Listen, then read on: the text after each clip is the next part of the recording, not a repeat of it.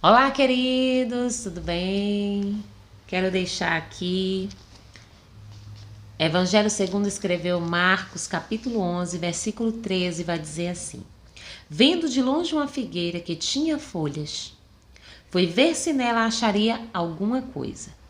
E chegando a ela, não achou senão folhas, porque não era o tempo de figos. Aleluia. Esse texto, queridos, eu compartilhei essa semana no curso de missões, um curso abençoado que a nossa igreja Assembleia de Deus, pastoreada pelo pastor presidente Álvaro Reis, oferece aqui, Santo Nome de Jesus. Muitos irmãos, pastores, até de outras denominações, têm participado conosco, tem sido uma bênção. Deus continua abençoando a coordenação deste curso, cada professor, que Deus continue, usando cada um de vocês nesta obra tão abençoada. Queridos, lá eu estava dizendo a eles que durante muito tempo esse texto me intrigava, né? Eu já ouvi várias pregações a respeito desse texto, uns dizerem que Jesus, ele chegava perto daquela figueira, porque na época que a figueira ela está em produção, né? Ela se comporta assim, que suas folhas ficam de tal forma, e que Jesus esperava fruto nela por causa disso. Mas, queridos, tem um detalhe nesse texto que faz toda a diferença para a gente compreender. O texto vai dizer assim: vendo de longe uma figueira que tinha folhas. Primeiro, Jesus estava vindo com seus discípulos de Betânia.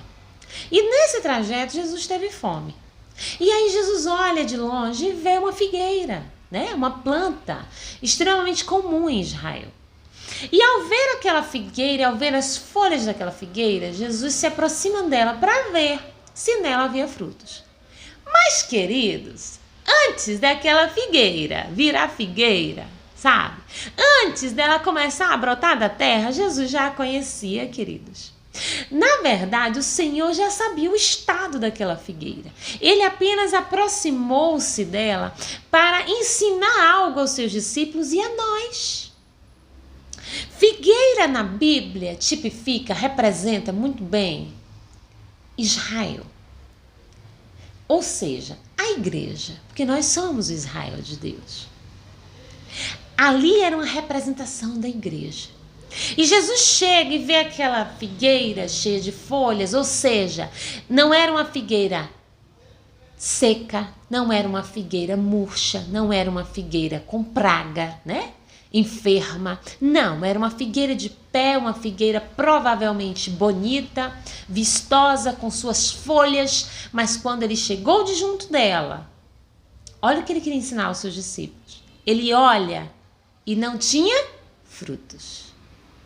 Mas se o texto terminasse aí, Jesus olhou, não tinha fruto e ele vai e amaldiçoa, aí eu ia entender quando alguém diz, não, porque Deus espera que você produza, que você isso, tal, como muitas vezes eu ouço falar sobre esse texto.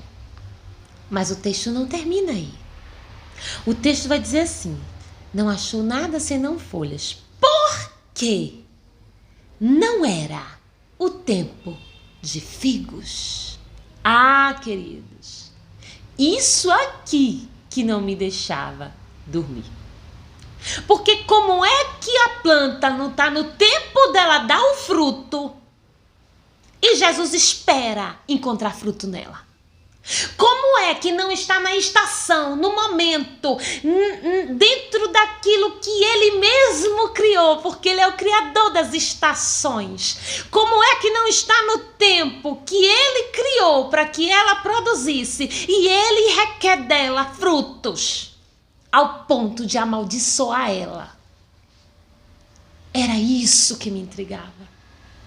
Nós temos que estudar o texto com atenção, amados. Porque para entender a fiel mensagem que Deus quer passar para nós. Eu ficava me perguntando, lá no curso eu dei um exemplo, vou dar o mesmo, é como a gestação. Existiu a fecundação, mas fecundou, nasceu? Não! Tem um processo, né? Tem um processo mínimo necessário para aquilo se desenvolver, para o fruto vir. Aquela figueira não era simplesmente uma figueira incompetente que estava no tempo de frutificar e estava parada, entende? Ela não tinha frutos porque não estava no tempo. Agora, e por quê? O nosso Jesus, lindo, perfeito, maravilhoso, vira para ela e diz assim: não nasça mais fruto de ti. E ela se seca e morre, como diz o versículo 20. Que ela se seca desde as raízes. Ou seja, não sobrou nada dela, ela morreu. Por que Jesus fez isso? Se ela não produziu porque não estava no tempo dela.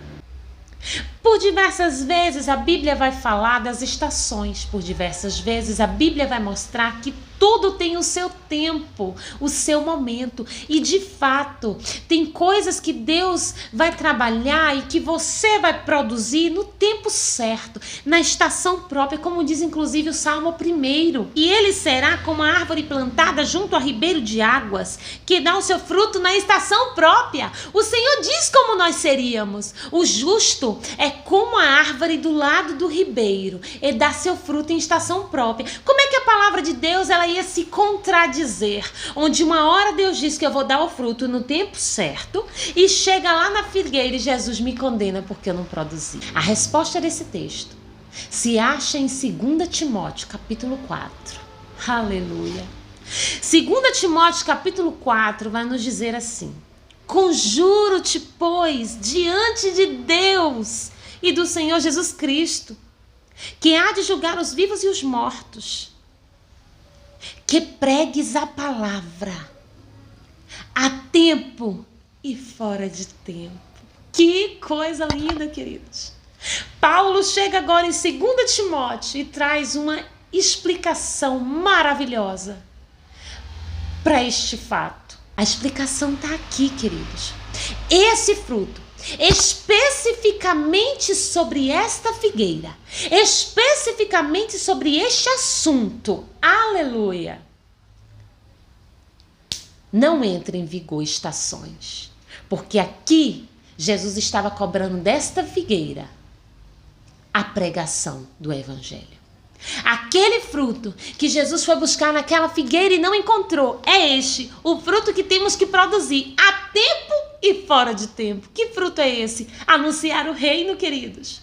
É a única coisa da qual não temos tempo para fazer, não tem estação específica, não tem idade específica. Este é o único fator, o único fruto que Deus quer que entendamos que não tem estação, sabe? Para de achar que tu não precisa fazer agora porque tu ainda é muito novo, ou que tu não vai fazer mais porque tu já tá velho, ou que tu precisa organizar a tua vida melhor para depois tu se gastar um pouco para a obra de Deus. Para com isso. No quesito anunciar o evangelho de Deus, no quesito pregar a sua palavra, não existe estação. O Senhor está continuamente olhando para mim e para você, figueiras que Ele espera ver fruto fora do tempo, o fruto da pregação da palavra do reino de Deus. Então não perca esta oportunidade. Fale do amor do Senhor. Fale das maravilhas de Deus. Anuncie o evangelho de Cristo. Pregue sobre o amor. Pregue a salvação das vidas. Amém, queridos? Que o Senhor nos abençoe.